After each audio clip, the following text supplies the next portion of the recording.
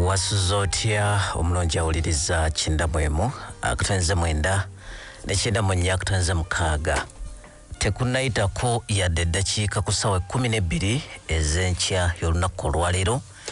Njagala kwebaza Mukama Katonda akuyisizza mu nnaku ezo ziri ez'emirimu ate n'akutuusa ku lunaku olw'ekiwummulo Ssabbiiti.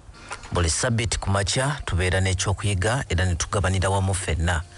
Nzikiriza ng'oli mweteefuteefu bulungi okutambula wamu naffe mu buweereza ofanaganako bwe buti.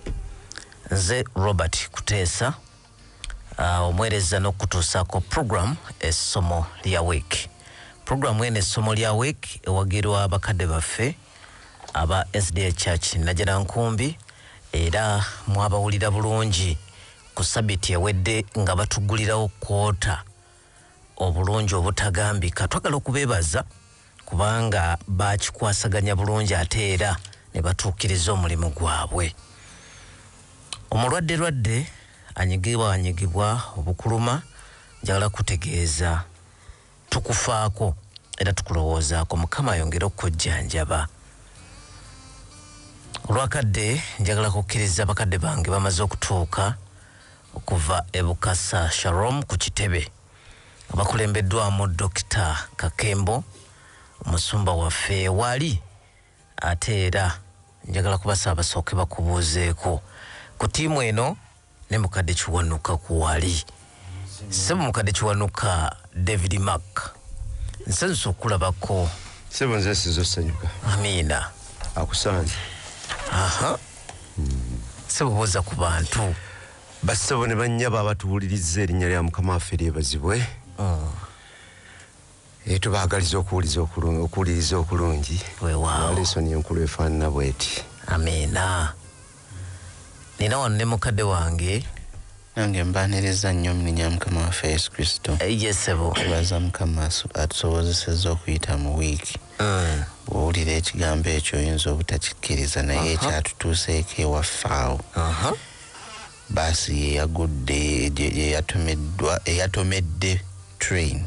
Abaana baavuddewo nga baboyaana. Nga bali bulungi. Ate bali bulungi. Mawulire twagawulidde. Naye twebaza Mukama kubanga kyandibadde kibi okusingako awo. Mukama tumwebaza. Amannya sebo. Ssewankambo Brian sebo.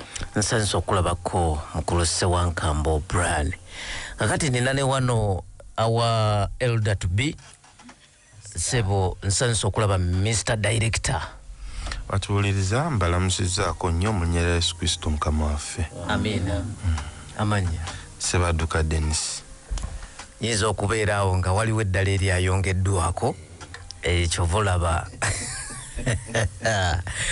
mama nsanso okulabako. Nange okusanga. Ye nnyabo. Abatuliza nange batumiddeko nnyo mu linnya lya Mukama waffe Yesu Kristo. Amiina. Mama oyo bamuyita mukyala mukadde Kabito. Musumba. So. Nsangayire.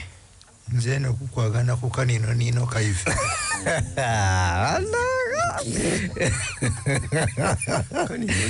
Kanino nino. Ke kakyako Musumba. Tuve. Okay, Musumba nsabuuze ku bantu. Abuganda banyiraze mbalamusako mu linnya lya Mukama waffe. Amiina. Twebaza bannaffe ba sponsor. Abaatuwaamu akawummulo. Yes. Ate ne balangira bulungi. Ate ne batwebaza kyatuzaamu nnyo amaanyi. Amiina. Mukama bawa omukisa. Amiina. Musumba tusabire tutandike. Katonda waffe Pawulo yagambye nti teri kikulu kusinga musaalaba gwa Kristo we yakomererwa. Naffe tukikkiriza. Ly'eddembe lyaffe ly'essuubi lyaffe. Tuwa omukisa nga tukigabana ne bannaffe. Linnya ya Yesu Mukama waffe. Amiina. Twagala kwebaza Katonda waffe ate eyakkiriza tube ne kwota endala. Kwota eno gye tugenda okutambuliramu eriko watugenda kugiyisaamu mu kiseera ekya July gwe twandiise Kasambula. Tutambuliremu mu kwota yemu nga tuli mu mwezi ogwa August gwe tuyita muwakanya, so nga ate tujja kubeeramu wakati ne Mutunda nga ye Septemba. Eyo lesson egenda kuba etukulembera era ng'etutwala okuyitamu eri ebbanga eyaweebwa omutwe omunene ogugamba nti Bakolinso ekisooka n'ekyokubiri. Tugenda kuyiga ku kitabo kino.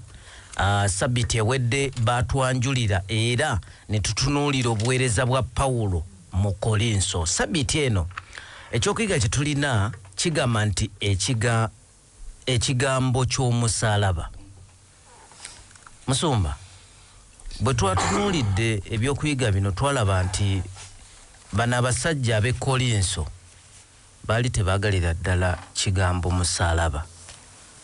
Engeri bo gye baakitunuulirangamu nga kubonaabona kwereere kibi. Pawulo ajja gye bali ng'embeera gye bayitamu essuubi liri mu musalaba gwokka. Nsumba, tugenda kutunuulira ki wano? Omusalaba y'essuubi lyokka. Amiina. Problemu y'ekibi. Weewaawo. Mbalina ebizibu bibiri bijja bimutawaanya. Ekibi n'okufa. Neera birinaako magezi. Naye Katonda mu magezi ge essuubi solution eri mu musalaba wa Kristo. Teri kirala. Bw'ogusubwa ng'osubiddwa byonna, bw'ogukkiriza ng'oganyuddwa byonna.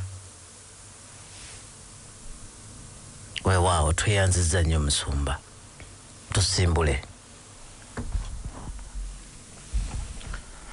Tweyanziza mu lesoni yaffe eyayita twayiga ku kibuga kino eky'Ekoliiso. Mwami Ssewankambo, kiki kye twalaba ku kibuga kino? Ekibuga kino twakiraba nga kyali trading center enkulu eyali etambulirwamu emizimbo egisingako obungi, naye ate era ne tukiraba nga mwalimu obusamize ne sexual immorality ayitiridde. Mukyala Kabeeta, ku kibuga kino twakiraba nga kyali kibuga ky'amaanyi. Kyali ku mwalo ye pooti essebo, ng'era nga Mwami Ssewankambo bw'agambye ng'obukaba n'obuseegu biyitirivu mu kibuga kino. Tweyanziza era ne tukizuula nti obukaba buno ne buyingira ne mu kkanisa. Bwe buyingira mu kkanisa twakizuula nti Pawulo yali tagenda kumalayo bbanga ddene mu kibuga kino, naye Katonda amugamba nti totya, ne mu kibuga kino mulimu abantu bange. Era twakizuula nti mu kibuga ekyo yamalamu emyezi 18 ng'abuulira enjiri. Bw'avaayo ng'agenze Efeso, famire ya Kirowi oba ennyumba ya Kirowi emuleetera amawulire nti ekiri eri waliyo ebizibu ebiri mu kkanisa. Tugenda kulaba leero ebizibu ebyali mu kkanisa eyo Pawulo awa solution ki. Watwalaba ku bizibu ebyalimu mu kkanisa eyo mwalimu okuyombagana, quarreling, mwalimu competition, mwalimu power, mwalimu cliques nga beekozeemu obubinja. Naye Pawulo atugambye nti ebizibu byonna ebyali mu Kolinso solution yaabyo musalaba gwa Kristo. Mukadde agenda kutusomerako Bakolinso ekisooka essula 1:17 tulabe.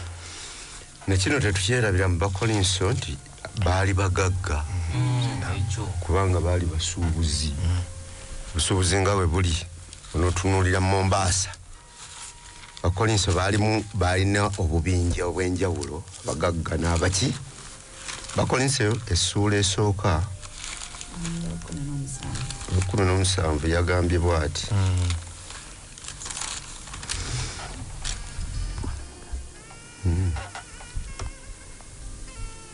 Kubanga Kristo teyantuma kubatiza wabula okubuulira enjiri, si mu magezi ga bigambo. Omusalaba gwa Kristo gulemenga okuba ogw'obwereere. Tweyanziza kansokere wa Musumba Kakembo agambye nti kubanga Kristo teyantuma kubatiza, naye ate Kristo yennyini ye yatutuma mu Matayo 28 kuva 18 paka 2 nti mugende mu nsi yonna mubuulire enjiri nga mubatiza.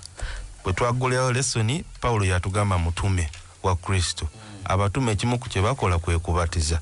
Ate wakyagamba nti Kristo teyantuma kubatiza. Kubatiza kwalina buzibu ki mu kiseera ekyo? Kwali kufuuse partisan nga bwe tunalaba abantu bagambye nti balimu obubinja. Mulimu aba Pawulo, mulimu aba Apolo, mulimu aba Yesu yennyini, aba Yokaana Omubatiza. Kaakati ekyo kyokka kiyinza okuvaako olutalo kasiggu mu kkanisa, buli kintu ne kifa. Bwe wajja n'okubatizibwa, nze nabatizibwa Musumba Kyambadde yennyini. Owe najja n'akumbi nze yeyambatiza. Ate yambatiza mu kayanja ka Kabaka. Bwe ku Kyambadde nze Lindi. Omuzungu oyo yasooka.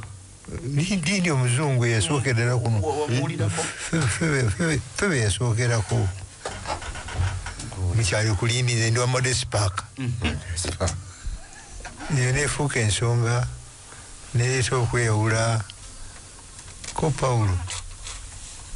Abulengano Katonda yansindika kubuulira musalaba, kituufu nabatiza.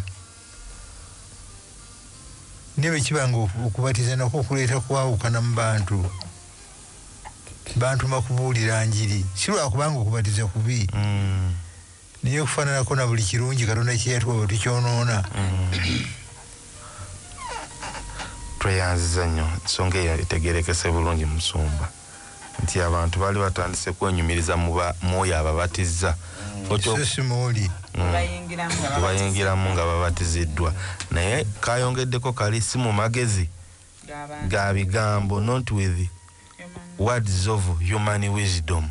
Ekyamagezi ekyo tukyogereko. Ekiseera ekyo kiki mukyala Kabiito abantu kye bayitanga amagezi, ng'oli okugamba oli mugezi alina kwasinziira. Kiseera biki kye bayitanga amagezi mu kiseera ekyo? Bwe twali tugulawo ennyanjula ya lesson, twalaba nti abantu bano ab'e Kolinso bettanira nnyo okuyigayo ekipya buli lunaku. Era abagezigezi oba bafilosofa nga bakuŋŋaana buli lunaku bayigeyo ekipya.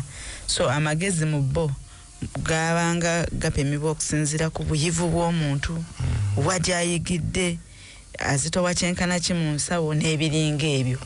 Essebo tweyanziza nnyo, era tulaba nti mu kiseera ekyo omuntu okubanga oli mugezi wali osobola okwogera mu bantu bulungi, ennimi eziwerako, bakyeta public speaking, ng'oyogera. Kuba batulaga mu lesson nti Apollo ye bamwagala nnyo kubanga yali asobola okwogera obulungi. Kati nga ye Pawulo abagamba okwogera obulungi tekirina buzibu, naye tekirina kusiikiriza bubaka bwa Kristo. Ng'abantu focus bagiteeka nnyo, mubanga bali mu competition, naye gundi ayogera bw'ati, naye gundi ayogera bw'ati. Naye bwe tubadde tutandika Musumba otugambye ebizibu ebibonyaabonya omwana w'omuntu biri bibiri, ekibi n'okufa.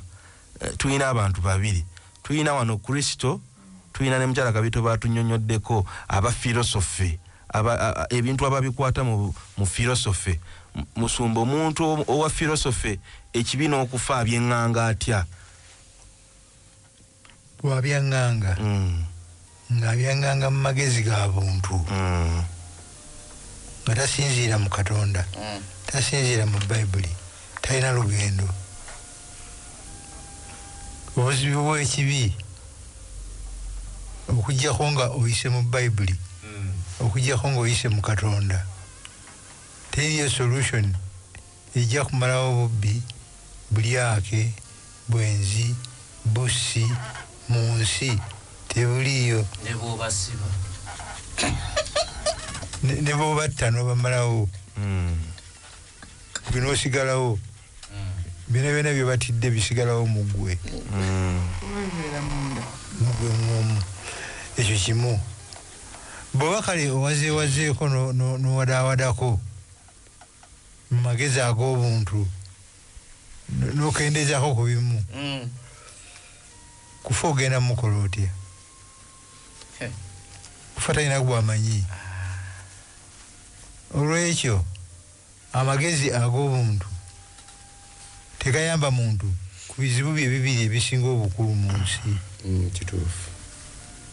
Katonda yekka yalina amagezi, yalina amaanyi, yalina omutima oguyinza okusalira ekibi amagezi. Era amagezi ago yagasalira ku musalaba gw'egologoosa. Era bamala ogasala amagabe ng'abwereere. Tweyanziza nnyo nga tulaba nti Pawulo nga tannajja e Koliso yasookera mu Aseni. Ne batubuulira nti Aseni alina strategy ze yakozesanga. Strategy ze yakozesa okubuulira enjiri mu Aseni mwami Ssewankambo. Ngera bwe tuva okwogera nti baali bafilosofa nnyo era yakozesa lufilosofa okusobola okubatuukako mu ngeri eyo. Kubanga naye yali mufilosofa. Bwe baleeta logic ng'aleeta logic, bwe baleeta reasoning naye ng'aleeta reasoning. Ne lesson yatulaze nti ebibala ebyaliyo ne bitamusanyusa bulungi nnyo. Bwe yazze eno Koliso n'akyusa strategy ng'ayogera ku Kristo yekka. Ekibuuzo ne kijja mwami Kiwanuka, lwaki strategy eno gye yakozesa empya ey'okuwulira ku Kristo yekka ku musalaba yafa n'azuukira, lwaki yamuwa ebibala bingi nnyo ate okusinga eri mu Aseni? Anti ekyaleeta ebibala lwaki ayogerako, yali ayogera ku musalaba n'ekyakolebwa ku musalaba, obulungi bwagwo n'engeri yaagwo ewonya ekibi. Omuntu bw'omubuulira ku kuwona ekibi, bw'abanga akozesezza amagezi ag'eggulu ategeera ekibi kyeki n'okufa kyeki. Ekyo nno kyayamba nnyo Abakolinso abamu okwongera okutegeera nti waliwo agaba obuki obulamu. Ekyo nno kiyamba okuleeta abangi okukkiriza Kristo. Mukyala tukyali awo wennyini. Lwaki okubuulira Kristo yekka eyakomererwa kwaleeta ebibala bingi mu Koliso okusinga okukozesa sayansi, logiki, filosofa, obwongo? Nga Musumba bw'annyonnyodde nti logiki ono aliko ekkomo. Tugeze kale ekizibu kya kibi. Omufilosofa bamupresentingira ekizibu aleete solution nga atandikira eri waggulu, tubaga amateeka nti otyo buli gombolola tuteekeko embwa ewondawonda, abantu tubateekereko ebikomera, naye omubbi ekikomera kino n'embwa bimukolako ki? Kubanga ekizibu kiri mu mutima eyo wa filosofe nga tatuukayo. Naye omusalaba guno nga agunnyonnyola bwadde eno mu Kolinso olwo strategy etuuse annyonnyola ekibi nti okumanya kibi nnyo kyaleeta ne Katonda yennyini ku musalaba. Kati nga waba tukwatidde ddala ku naavu, kyova laba bwe yali abannyonnyola bagamba nti sirina kirala kye mbagamba okuleka Kristo n'okuba nti yakomererwa. Amina Musumba ndi wuwo. Mwebale nyenyabo. Yesu yagamba abayigiriza be nti mugende mu nsi zonna mufuule amawanga gonna abayigiriza bange nga mubabatiza ya Kitaffe n'Omwana nga mubayigiriza byonna. Laba nange Ndi wamu nammwe. Lwaki abeera wamu nabo mu mulimu guno. Naye temusobola kufuluma, musooke mulinde mufune amaanyi. Ekibi obubi bwakyo buli waggulu, tebukusobozesa kutegeera na kukkiriza bulokozi obuli mu musalaba gwa Yesu Kristo Mukama waffe. Nga Pawulo bw'anaatugamba obirabanga bya busirusiru. Okubiraba Yesu yagamba Nikodemu nti ddala tewali n'omu ayinza kulaba bwakabaka okuzaalibwa. Kikiba kiba nti okubuulira omusalaba kyandiwangula bangi okusinga filosofe, lwakubanga mulimu amaanyi ga Katonda agasobola omuntu okumuyamba okulaba amakulu agali mu musalaba, omuntu okukkiriza, omuntu okukyuka. bina byetaaga amaanyi ebimu filosofe gye gatali naye naatudde mu maaso ga Katonda olwokuba Katonda mulamu gwe gwakozesa bw'oba oyogera ekigambo kye nyini kyabeerawo gweoyogera yali munda akola akozesa amaanyi akatalina getutamanyiiko nakumanyako nankola yaago Nikodemu byamutabula naga nti bisoboka bitya ko Yesu nti ebitasoboka eri abantu ebitasoboka ebyo bisobozesa okukkiriza abatakkirizika okukkiriza ebiringa ebyobusirusiru okugonda n'okumenyeka okwenenya n'okukyuka byonna byetaaga amaanyi ago gali mu Yesu Kristo mwokka teri walala tweyanza Lesoni yatugambye nti naye wayinza okubeerawo ekiseera okukozesa filosofe ne reasoning ne science mu kubuulira enjiri wekyetaagisiza kyabadde kibuuzo nti wasobola okubeerawo akadde nga mwami Ssewankambo filosofe science kyetaagisa mu kubuulira enjiri so nzikiriza nti yeetaagisa naye era alina okubeera nga atambulira ku mulamwa ogw'omusalaba ogw'omulamwa ogwa Yesu Kristo omusalaba tweyanziza ndoozi akizeemu bulungi nnyo olwansonga basayansi bafilosofa abagaana obutonzi batugamba nti ensi yabeerawo bubeezi naffe tulina bascientists abakristaayo abasoma abasobola okuddamu n'olufirosofo ne baanukula bali ne bababuuza ebibuuzo bali batasobola kuddamu mu lufirosofo wabeerawo otya naye natendinga ku seminars ezo eziwerako ekigenderera kyammwe mu abakristaayo okukayana nabali ne mbawa olufirosofo kuba wangula mu mpaka oba muba n'ekigendererwa nti bebakaluubirire balaba amazima bebalaba amazima bagakkirize n'olwekyo gundi mutuufu nnyo nti ne bwe mba mukusazeewo okukozesa lufirosofo mwanukula bafilosofa golo yammwe esaana kuba kubatunuuza eri Yesu batunuuliza musalaba tweyanza nnyo tubadde tukyali ku enjiri oba obubaka obw'omusalaba mukyala Kabiito what is this message of the cross Paulo gy'abuulirako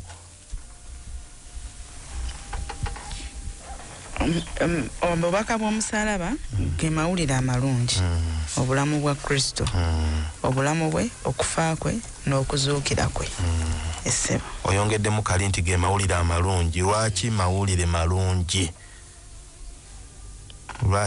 malungi mwami Ssewankambo ne mukadde Kiwanuka lwaki omusalaba guno ogwa Kristo mawulire malungi gye twatandikidde Musumba yatugambye nti omuntu alina ebizibu bibiri bitwalabye nti ekisooka kibi ekyokubiri kwe kufa byombi tugambye nti waliwo we tusobola okubyefubako naye n'otuuka ng'okomye nga tolina kyoyinza kuzzaako lwaki amawulire gano ag'omusalaba aga Yesu Kristo ku musalaba malungi nti ebyo byonna ffe we tutuuka okukoma Yesu Kristo we yatukwatira byonna n'asobola okuba nga atulokolera omwo ebyo twali tetusobola kutuukiriza okuggyawo ekibi n'okufa ye n'ayambala ekibi ku lwaffe n'asobola okutufiirira ffe empeera eyali ey'ekibi ku lwaffe ye n'asobola okugituukiriza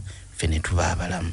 Amiina mukadde amawulire amalungi nti Kristo bwe bulamu bwaffe ffe tubiri mu ye era okuyita mu musalaba yeetikka obulamu bwaffe n'afa olw'ekibi kyaffe ate n'azuukira kakati ffe ne tubeera abalamu obuzima buli malungi omusalaba malungi twongereko n'akatono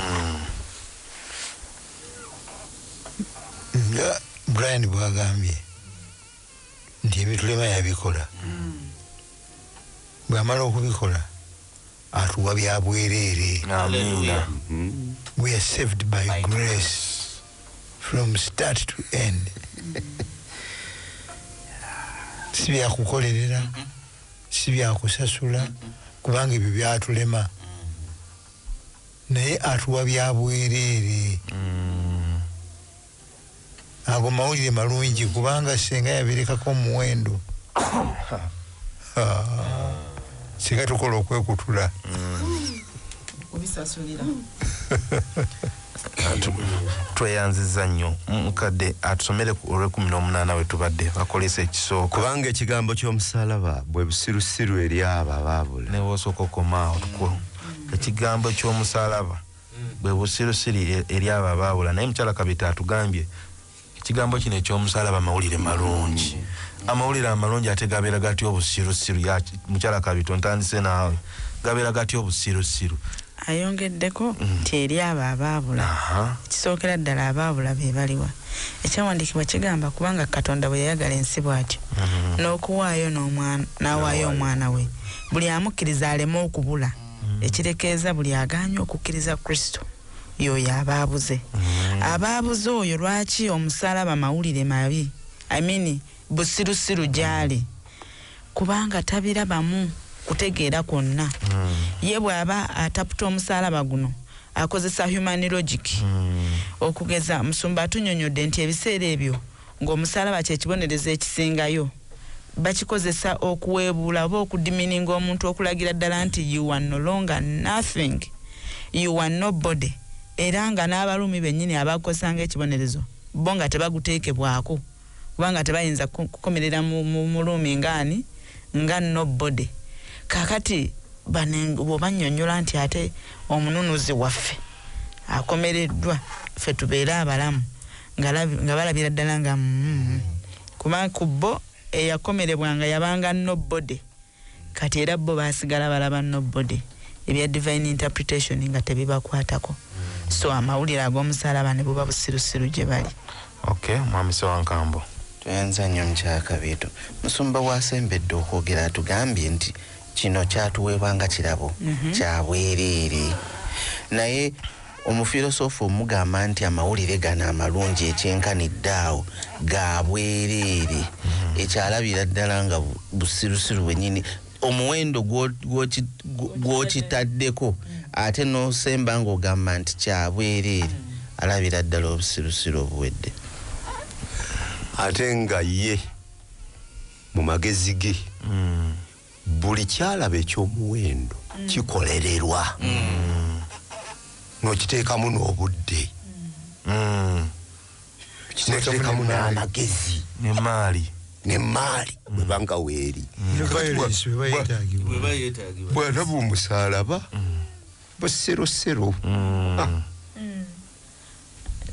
Batulambulidde wano nti ebimu ku bitutawaanya kufa, ate lwaki ajja okujjawo okufa asooka kufa nga omufilosofa alabira ddala toyinza zikiza muliro ng'ate okozesa muliro ne bubeera obusirusiru. Afanga nno nti yafudde empiso, afa nti yafudde gaasi, naye kufa omusalaba. Kyebatugambye mu lesson nti Sisero yagamba Abaruumi banne nti temukirowoozanga nako, don't allow it to cross your mind. Musalaba mukirekere bali be twakikolera, si kyaffe. Oyo yagenda okutunula Tuweereza Musumba. Awo Musumba era nkyali naawe. Obusirusiru buno twakirabe nti mubakolesa ekisooka akyogera emirundi 5 naye busirusiru kikubula bwongo. What is foolishness according to the Bible? Obusirusiru mu Bayibuli si kubeerawo nga butwandira ekigwengere ekitalina magezi, naye omusirusiru ye muntu agaana okukkiriza Katonda ne pulaani ze agaana okukkiriza ebyawandiikibwa nekyebyogera ku Mukama Katonda nnyini byo oyo ye musirusiru omugezi yakkiriza Katonda ne Bayibuli kyegamba omuzindaalo sebo era baba bamulaba ng'omugezi ne mu maaso ga Katonda nga muki musirusiru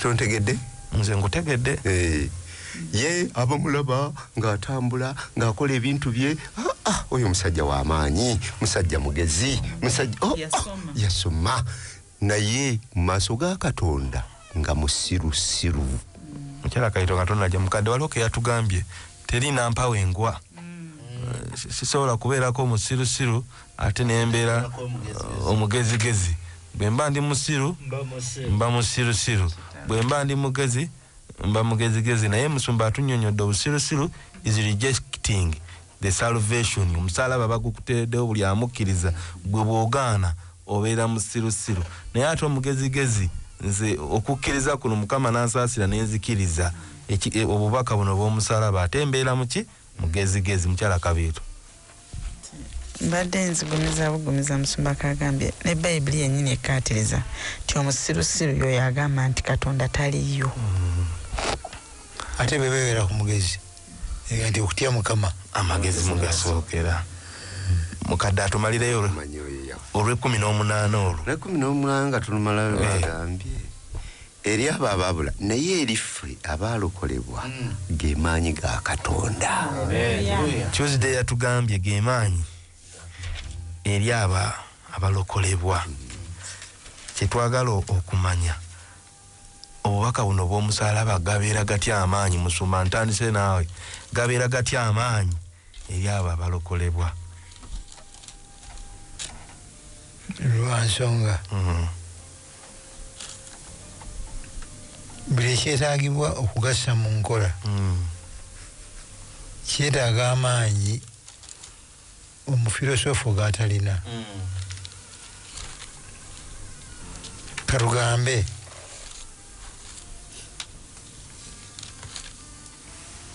yagambye mubakolinso kyokubiri ekyolwebere 2:14 nti ebyomwoyo tebitegeerwa muntu wa mubiri ebyomwoyo bitegeerwa naye omuntu ow'omukka obukka takkiriza bya mwoyo gwa Katonda kubanga bya busirusiru gy'ali era tayinza kubitegeera kubanga bikeberwa na mwoyo tasobola kubitegeera kaakati bw'olaba abitegedde nga Yesu kye yagamba Nikodemu kituukiridde Yesu yagamba Nikodemu ddala nakugamba nti tosobola kulaba wadde okulaba oli n'abuulira n'akubikkulira nga okanudde amaaso gooli naye nga tolaba okuggyako ng'ozaaliddwa omulundi ogwokubiri okuzaalibwa okwo omulundi ogwokubiri it's an experience which needs divine power omufirosofo ow'oku nsi kuno gy'atalinaako an idea wadde source ako kokka akatandikirwako ako power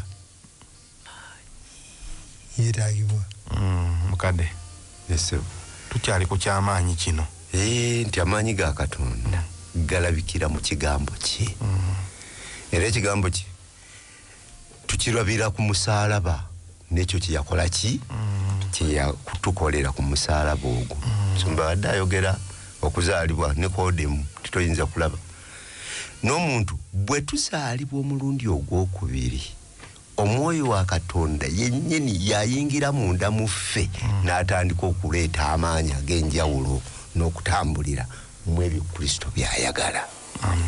Musumba waliwo ekyokulabirako kye wabadde otuwadde ekya Bishop n'omufilosofa mu kyasa eky'e19 Industrial Revolution science yayita Musenyora Charles Darwin ng'ayigiriza evolution abantu ne bakyawa ekkanisa bascientist ne bagufuula mugano okusonkereza bannaddiini abatutumufu bakkirize debate nga debate ezo ziri public abantu bazaagala nnyo kuba zibakoonera ku bannaddiini bebaali beetamiddwa olw'ekiseera kiri ekyekizikiza. Bishop Omuwungereza scientist omukyaba amusomooza n'amugamba nti nja kukudibetinga mu public. Bishop ne bamuwa amagezi nti totawaana, ojja kusalira bwereere, ojja kuswala, tojja kusobola. Bishop sijja kuswala. Bishop n'agamba scientist n'amanya nno nga alina kubanga it was a true experience. N'amugamba nti njagala ondeetereyo abantu 15 abakyusibwa filosofe yo gyoyigiriza, abali ababbi ne balekayo okubba, abali abatamiivu ne bakyusa obulamu, abali abenzi ne batereera. Ojje nabo, nze nja kwetayo 3 ebisolo byange bituule ku sayidi eno ne15 ekikyo kituule sayidi tukole debate. Scientist yayita bya lubalaato niwayita wiiki nambanga akyabanoonya n'asalako n'amugamba nti leetayo 10 nebatuuka ku 5 okukakkana debate ng'eri cancelled. Omusajja Bishop kyeyaleetera challenge gye yawa yaga nti ebyaffe tebiriko facts zino zi scientific naye biri scientific kubanga bikola. Mubbi n'aleka obubbi. Lwaki guwa sayansi bw'osomesa abantu omubbi taleka bubbi? Tomukuba mpiso n'ava ku mubbi. Bandi bakubye empiso. Gwe wabuuza ssebo amaanyi. Pawulo yagamba mu Baruumi 1:16 nti enjiri tenkwasa nsonyi kubanga ge maanyi ga Katonda. Kakemba okubeerako wano ne ntuulako mu bantu maanyi ga Katonda nkaddiye ebimu tebikyatereera ne gye nava ne gye nali ntandikidde maanyi ga Katonda atandaba.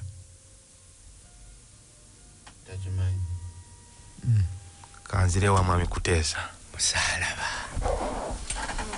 abafirisofa bano ensi bagitaddeko amaanyi mangi bw'otagijjaako maanyi essaawa zino twandibaddeyo n'empiso eziyiza okufa. at least temutugamba ekimu tuyina we tutuuse eziyiza ekibi Nejjawo ekibi empiso. nobe ne kansa obukansa akyagaanye tunonyerezaako emyaka n'emyaka ne malaria akyatulemeddeko n'olukusense mu Amerika lwakomyewo.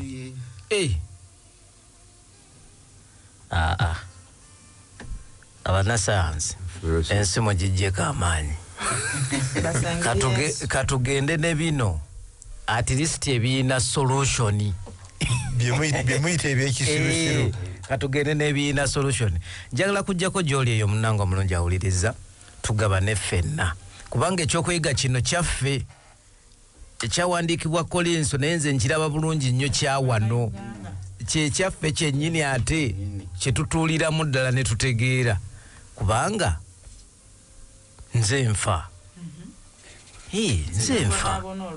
nze mbonaabona olw'ekibi obudde bwonna ndi mu sinjitaddeko amaanyi mangi. Essimu zaffe eri 0749 251 340 oba 0394 922 480.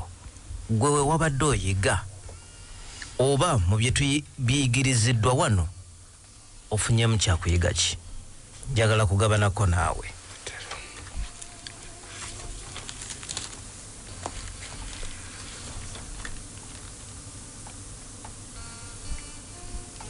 Hello. Sabo kutenda. Wanji. Tweyanzege. Bana sayansi bano. Bwe twabadde tubuzayigako bw'aba agenda ku mwezi oba nga akutte ekizungirizi kimuyamba ye yekka. Waliwo n'abaagenda ne baabulirayo. Naye singa osanze omusajja eyakkiriza Mukama waffe Yesu Kristo ne waba tamanyi kusoma na kuwandiika asobola okubuulira enjiri abantu ne bakkiriza Mukama waffe. Mukama waffe awa abantu amaanyi nga Bayibuli weegamba nti yalonda ebisirusiru bikwatise abagezigezi empisa. Ekisembayo okweyawula kuno kwe twasoose okulaba nga muyigiriza aba Pawulo n'abaagungu ne ku mulembe guno weebali bw'omuntu tasobola kukunnyonnyola Yesu Kristo agamba waliyo omusajja n'omubuuza abajjambaawo akola ki? Kama abawo omukisa. Ebale mulongo kato egayaza bw'ati kyekyokuyiga kyafunyemu ananga nasansi mulabe edduka agambe nti onagaye nti mwebale kuweereza musala ya kitaffe mulimu nti obwakabaka bwo bwojje nga bwe bufuzi bwa Katonda muffe era bwe bujja muffe tofuuka basirusiru naye ng'ate ffe bagezi. Ye mukadde Peter Mugerwa alimanyangwa wanjite sebo Prime Radio kwoli ku mukutu mu bufunze Matama Anthony. Ye mukadde Nenda kwogera mu bufunze nnyo ku kigambo busirusiru. Nze nkiraba nti tekitegeeza muntu ali awo nga naawe bw'omutunuulira bw'oti naye n'akutunuulira olabira ddala ekisiru ennyo. Nedda asobola okuba mugezi nnyo nga yasoma nnyo ng'ayambala bulungi nnyo ng'alina amamotoka alina amayumba ga mansioni naye nga ddala tamanyiddeeko ddala.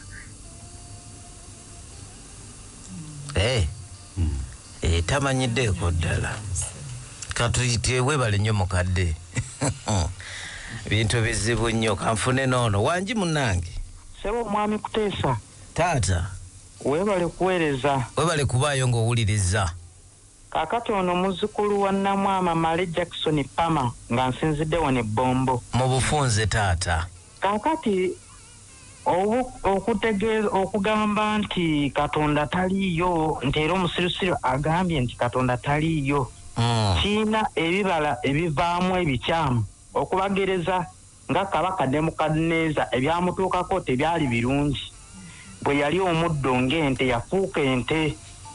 Basiru ne bannyabo abawuliriza toyogera mu mutima gwo nti teri Katonda toyogamba nti Katonda taliiyo ojja kulyawo ng'omuddo ng'ente. Twegendereze. Olwedde bagulya ensi bagiryako makoola tebagalya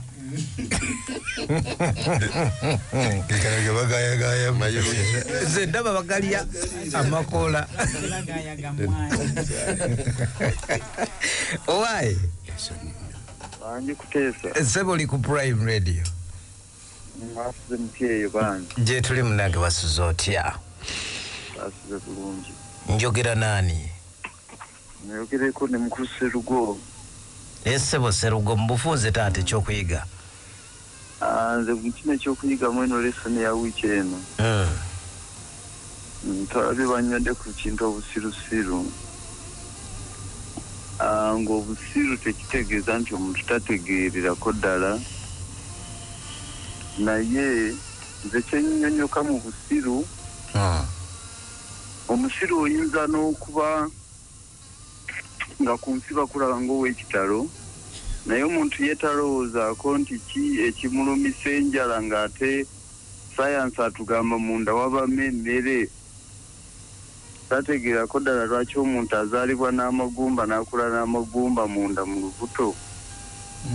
N'ekirambadde nnayo akabuzo katono nti Pawulo yasangayo Apolo oba?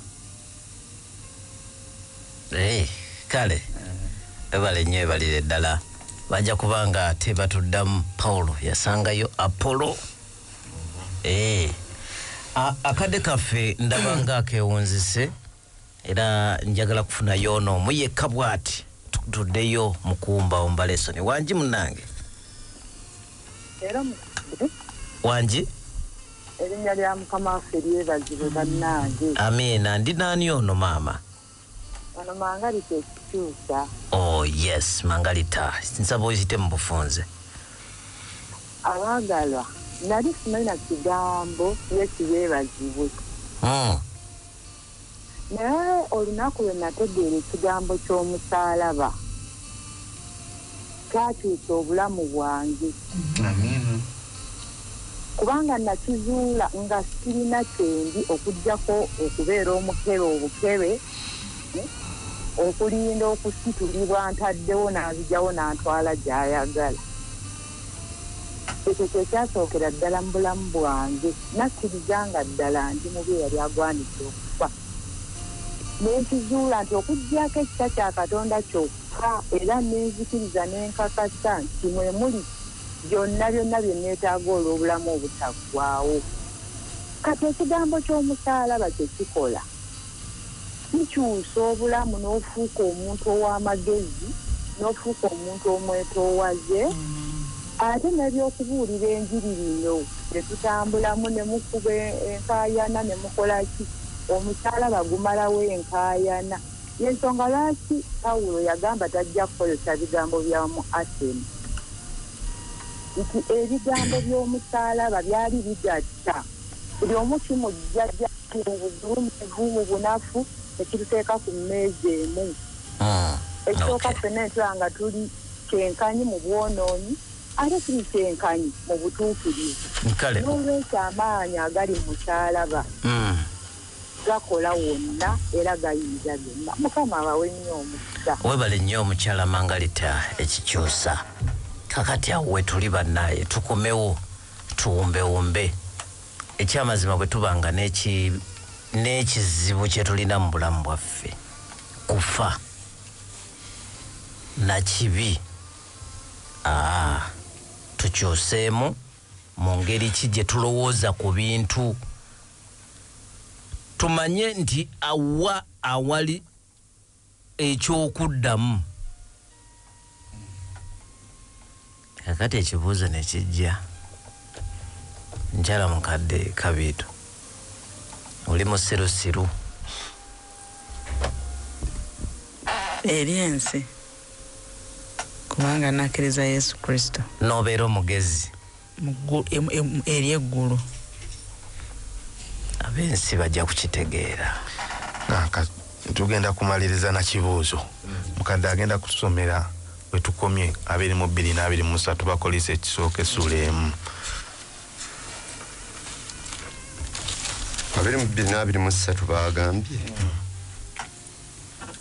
kubanga Abayudaaya basaba obubonero n'Abayonaani banoonya amagezi, naye ffe tubuulira Kristo eyakomererwa eri Abayudaaya nkonge n'eri ab'amawanga busirusiru. Tuyanza mukadde ndoza musumba kanzije naawe. Abayudaaya bano baali balindira Masiya, naye ate Masiya batugambye bwe yajja nti eri Abayudaaya Masiya ono yafuuka nkonge. Lwaki? Tusomeko mu Isaya essula 9:6. Isaya essula 9:6. Mukadde katusomereyo mangu mangu. 9:6 agamba kubanga omwana atuzaaliddwa ffe, omwana ow'obulenzi aweereddwa ffe. Bwe basomanga ebyo nga bamanya nti byogera ku Masiya eyasuubizibwa. n'okufuga kunaabeera ku kibegabega ki n'erinnya lye aliyitibwa nti wa kitalo ateesa ebigambo Katonda ow'amaanyi kitaffe ataggwaawo omukulu ow'emirembe. Kaakati aliwa n'abagamba tugenda Yerusaalemi pe tunaatuuka eyo omwana w'omuntu bambonyebonye bamukwate bamuteeke bamutte bamukomere ku musaalaba oluvannyuma lw'ennaku 3 azuukire. What are you talking about? What are you saying? Isaya byatugambye the government will be on his shoulder. Montana ewa musalaba wajja kutta Baluumi tufune emirembe. Ate gwe conclusion yo ate oyagala kuttibwa Baluumi yali stumbling block nga yali nkonge ndokitegeera. era musumba ku ekyo baasoma n'ebyawandiikibwa ebirala ng'ekyamateeka olwokubiri 21 kuva ku Lwabiri mu 2 paka 23 twali lugamba nti akolomiddwa oyawanikibwa ku muti. Kati basoma ekyawandiikibwa ate mwe mubagamba okufa kwa Yesu okuwanikibwa ku muti mwe muli obununuzi ng'ate bo basoma oyo akolimiddwa awanikiddwa ku muti nga balabira ddala tekikola ki tekikola sense tekigatta mukadobadde n'ekikyo nga tumaliriza. Eri mu Mako 10 olwasatu mu 2 nga bambuka Yerusaalemi n'okutya ne batya mu ebyo byabakola ki byabannyonnyodde. Ate eri agamba nti Yakobo ne Yokaana naga nti wadde obitugambye naye waakiri omu abeere ku mukono tukkirize omu abeere ku mukono gwe ogwa kkono n'omulala abeere ku gwa ddyo gwe bw'ofa ffe tusigalewo nga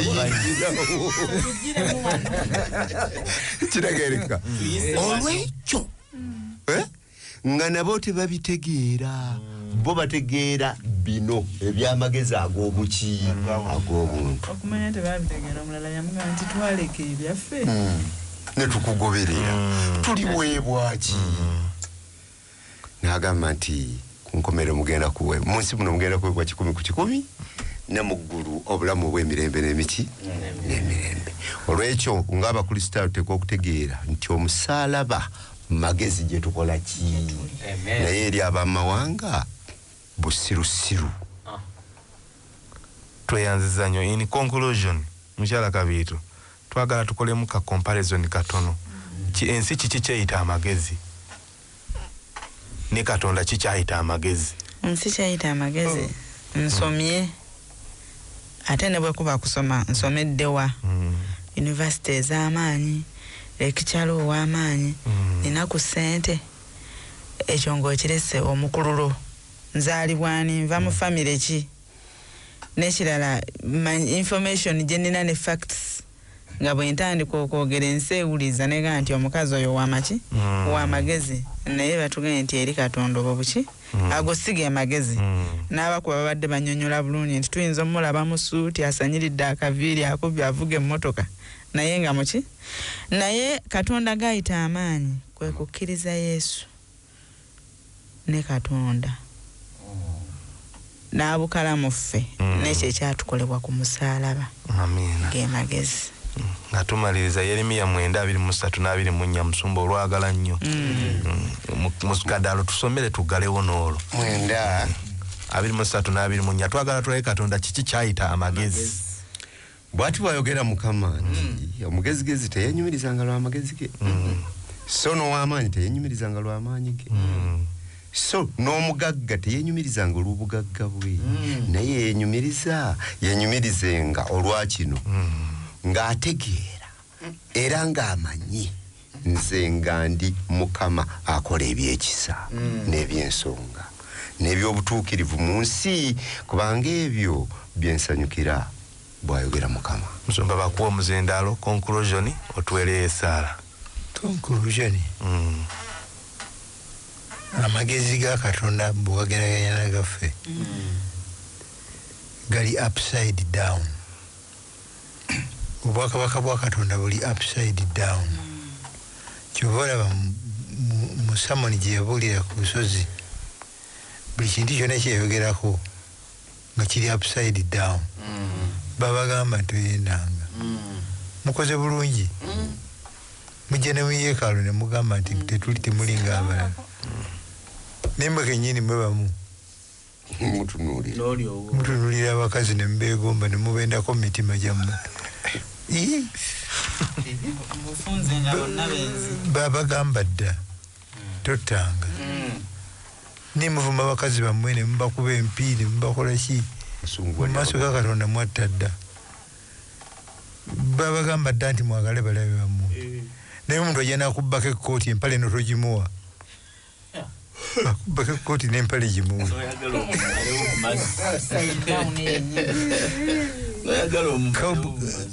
wisdom ya Katonda eri opposite wisdom yensi ekibi kyaddira amazima nekigafuula bwe kati bekyagafuula fe yafuuka nnomo yaffe